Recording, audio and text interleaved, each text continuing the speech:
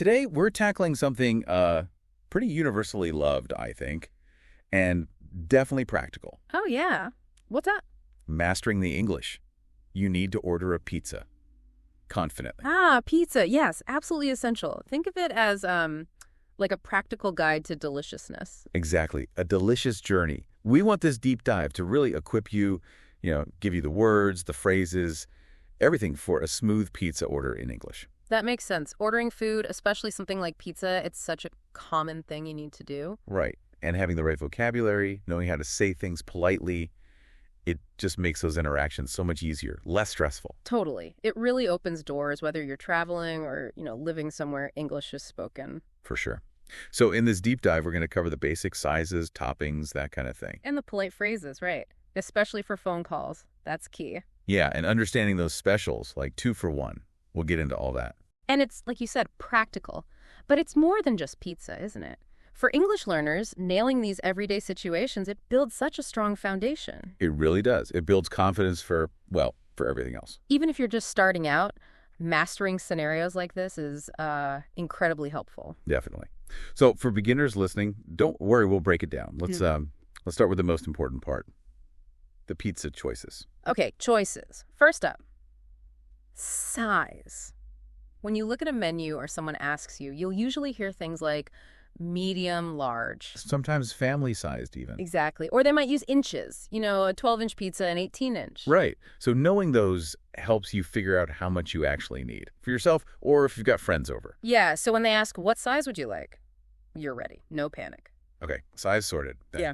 The best bit, toppings. Ah, yes, the toppings. So many options. You've got your classics like pepperoni, Always popular. olives, ham. Green peppers are common, too. Sure, we mentioned now. The pineapple situation. Huh. We probably should bookmark that one. It definitely gets people talking. We'll circle back for sure. Good idea. Yeah. But yeah, green peppers, and you can almost always ask for extra cheese. Oh, definitely. Crucial option, extra cheese. And don't forget the base, the crust. True. What kinds are common? Well, thin crust is really popular one you'll hear a lot. So knowing if you like thin or maybe thick crust and being able to ask for it clearly, that gets you the pizza you actually want. Precisely. Getting this basic vocab, down, sizes, toppings, crusts, that's really step one for a good order. Makes sense. So vocabulary is step 1.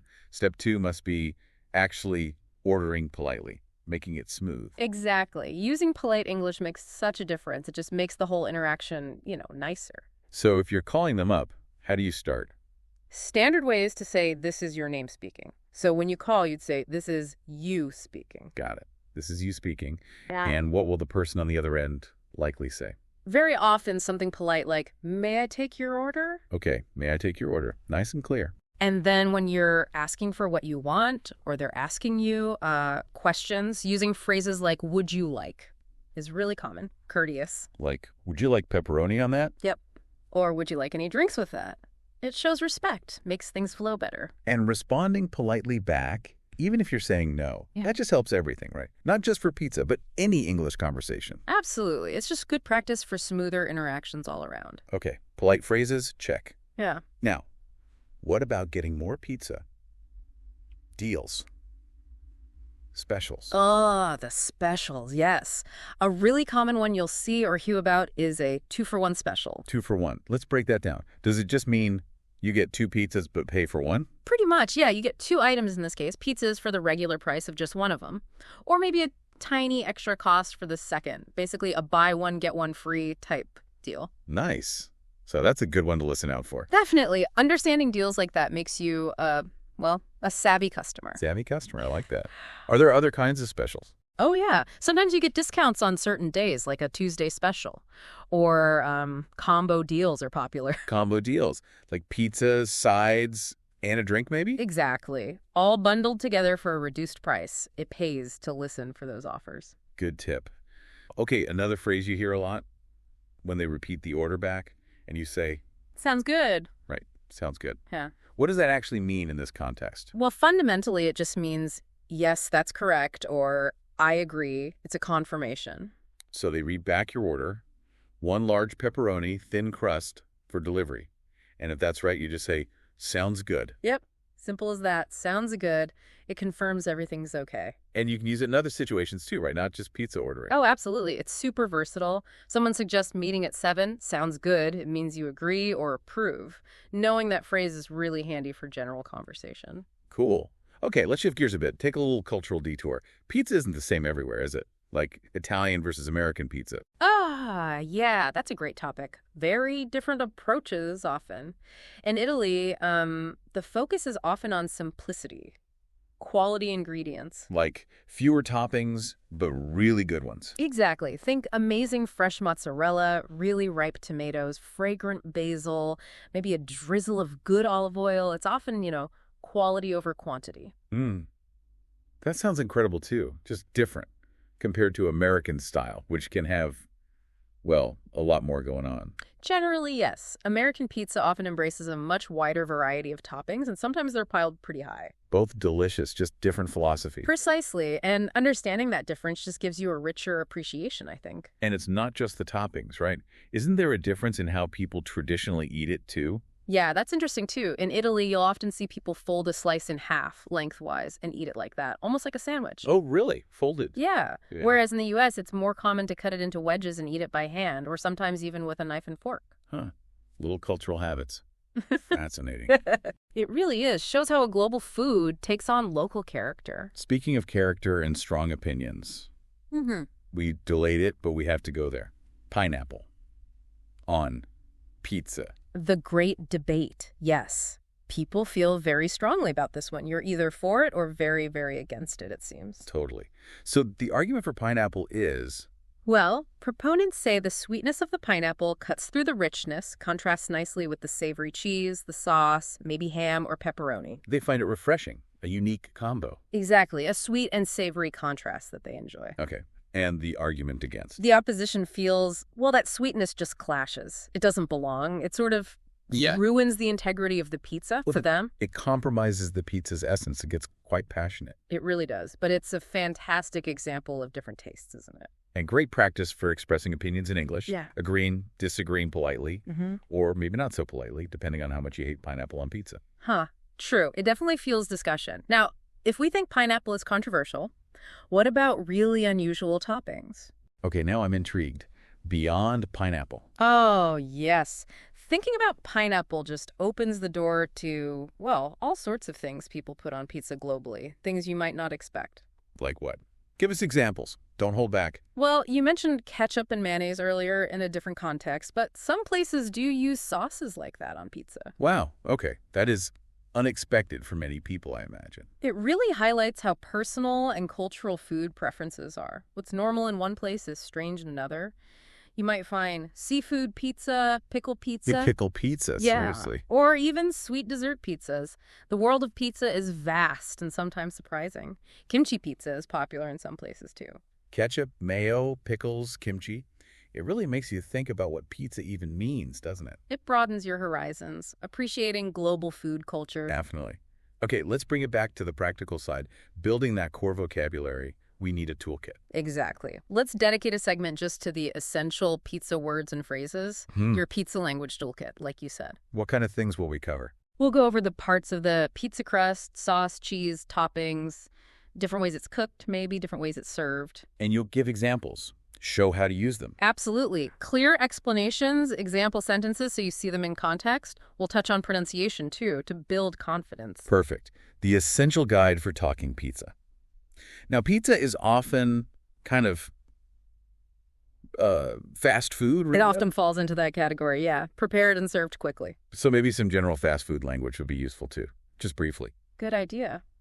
Knowing some broader fast food terms is definitely helpful in lots of ordering situations. Like what kind of words? Basic things like the word order itself. Combo meal, you mentioned that for specials. Side dish, like fries or a salad. Drinks, obviously. And ways food is cooked. Right. Like fried or grilled. Exactly. That comes up a lot in fast food contexts. So yeah, while pizza's our focus, this wider vocab is a good bonus. It all connects. Okay, practicalities. Getting the pizza, you either pick it up or they bring it to you. Takeout or delivery. Right. 2 key options with their own specific language. Let's start with takeout. That's when you go get it yourself. Yep. You order it, then go pick it up. So you might say on the phone, I'd like to place an order for takeout, please. Okay, for takeout. What else? You'd probably want to know when it'll be ready. So what time will it be ready? Makes sense. And then you might say, Okay, I'll pick it up in about 20 minutes, or whatever time they give you. got it. So that's takeout. What about delivery, when they bring it to your door? For delivery, they absolutely need your address. So you'll definitely hear, may I have your delivery address, please? And this is where you need to be super clear, right? Street number, street name. An apartment or unit number if you have one. Crucial information. Get it wrong, and, well, no pizza. Good point. What else is important for delivery? Asking about the timing is good. What's the estimated delivery time so you know roughly when to expect it? And maybe about cost. Yeah, asking, is there a delivery charge is smart. Sometimes there's an extra fee for the convenience. Okay, knowing these specific phrases for takeout and delivery really simplifies things. Definitely takes the stress out of it. Right, so we've got the vocabulary, the politeness, the options. Let's put it all together. Let's walk through, like, a sample phone call. Yes, a dialogue deep dive. Seeing it step by step makes it much clearer how it all works in practice. We can break down each line, right? Explain what's happening, why they're using those phrases we talked about. Exactly. We'll show the polite greetings, how you state your order, maybe asking about sizes or toppings, confirming the cost, arranging the pickup or delivery. And we can point out that polite language again, the may I, the would you like. Show how it makes the conversation flow. By walking through an example, you'll get a really solid feel for the whole process, what to expect, how to respond. Okay, sounds like a plan. Then, after seeing an example, it's time for people listening to try it themselves. Practice makes perfect. Or, well, practice makes pizza perfect in this case. We really believe in practicing aloud. So we can give some short role-play scenarios, prompts for ordering. Yeah, exactly. Maybe one scenario for takeout, one for delivery. Give you a chance to practice specifying the size, the toppings. Maybe even asking about that 2-for-1 special we mentioned. Good idea. Incorporate those elements. And the key thing is, we encourage you, the listener, to actually pause the recording and say your response out loud. Don't just think it, say it. Right. Don't worry about getting it perfectly right immediately. The goal is just practice, getting comfortable using the language. It's a safe space to try it out, build that fluency. Mistakes are totally fine, part of learning. Absolutely. If you have someone else to practice with, even better. But just doing it yourself is great too. Okay, lots of practical advice there. Now, for something a little extra, an expert slice, perhaps. Ooh, I like the sound of that. An expert slice. What does that involve? Well, we thought it'd be great to bring in someone with, like, real deep knowledge of Italian food culture, like our imaginary friend Sarah from Italian Pod. But you get the idea. So getting insights specifically on the Italian side of things? It's exactly. To share more on those differences between Italian and American pizza we touched on, maybe regional styles within Italy, the philosophy behind it. That would be fascinating. Maybe they could talk about traditional Italian toppings that aren't as common elsewhere. Yeah. It would add such a rich cultural layer, expand our vocabulary even more, and give a great comparison point. Provides richer context. I like it. Broadens the whole picture. So keep an ear out for that expert perspective. Okay, wow. We've covered a lot of ground today. A real pizza deep dive. We really have, from the basic words for toppings and sizes to the polite phrases for ordering. Understanding specials, decoding sounds good, the whole cultural side with Italian versus American, the great pineapple debate. Unusual toppings, building vocab, fast food context, takeout, delivery, the dialogue breakdown, practice. Cue. Yeah, everything you need. The main goal, really, was to boost your confidence for that next time you need to order pizza in English. Hopefully you feel more prepared now. And remember, the key is just to keep practicing. Don't be afraid to make mistakes. Every time you try, you're learning. Absolutely. Every order is a chance to practice. So on that delicious note... Here's a final thought for you to chew on. Yeah. What are your own absolute favorite pizza toppings? And maybe, just maybe, has anything we talked about today inspired you to be a bit adventurous next time? Try a new style, a different topping. Something to ponder while you enjoy your next slice. Until our next deep dive, happy ordering. Thanks for listening. And if you found the video helpful, please hit the like button. Make sure to subscribe to my channel so you never miss an episode and share it with others who might benefit. And if you have any questions or topics you'd like us to cover in future episodes, we'd love to hear from you. So your feedback is really important to us. And if you want to continue learning right now, here in this playlist, you'll find helpful videos for English listening practice. You might want to watch it next. Thanks for listening. Bye-bye.